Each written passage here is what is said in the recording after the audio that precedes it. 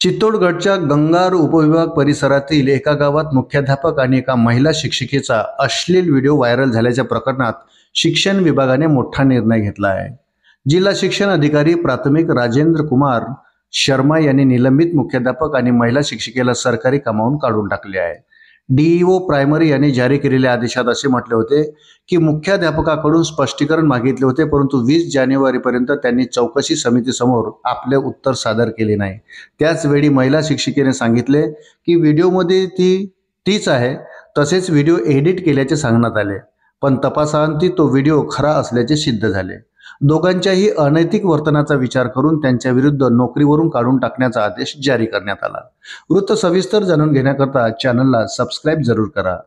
जिल्हा शिक्षण अधिकारी राजेंद्र कुमार शर्मा यांनी सांगितले की शनिवारी गंगार येथील एका गावातील सरकारी शाळेतील मुख्याध्यापक आणि एका महिला शिक्षिकेचा व्हिडिओ व्हायरल झाला। दोघांनीही शाळेतील मुख्याध्यापकाच्या कार्यालयातच अनैतिक कृत्य केले, त्यामुळे शिक्षण विभागाची खूप बदनामी झाली आहे। दोघांनाही निलंबित करण्यात आले आणि स्पष्टीकरण मागण्यात आले।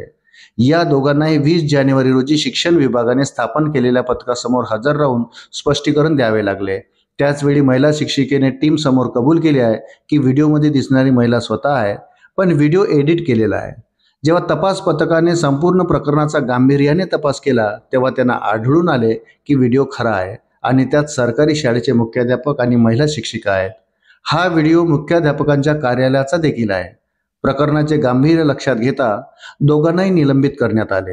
राजेंद्र कुमार शर्मा यांनी त्यांच्या आदेशात म्हटले आहे की मुख्याध्यापकांच्या अनैतिक वर्तनामुळे त्यांच्या विरुद्ध एकतर्फी निर्णय घेण्यात आला आहे। डीईओ राजेंद्र शर्मा म्हणाले की ही एक प्रतिष्ठित पोस्ट आहे आणि त्यांनी मुलांचा आणि त्यांच्या पालकांचा विश्वासही तोडला आहे। या कायद्यामुळे संपूर्ण देशात आणि राज्यात शिक्षण विभागाची प्रतिमा मलिन झाली। दोघेही सरकारी कर्मचारी आणि शिक्षक आहेत, असे असूनही हे कृत्य शाळेतच घडले। शिक्षकांचे चारित्र्य उच्च, सदाचारी, नैतिकदृष्ट्या मजबूत आणि आदर्श व्यक्तिमत्व असले पाहिजे। याचा विद्यार्थ्याच्या भविष्यावर तसेच पालकांच्या आत्मविश्वासावर विपरीत परिणाम झाला आहे।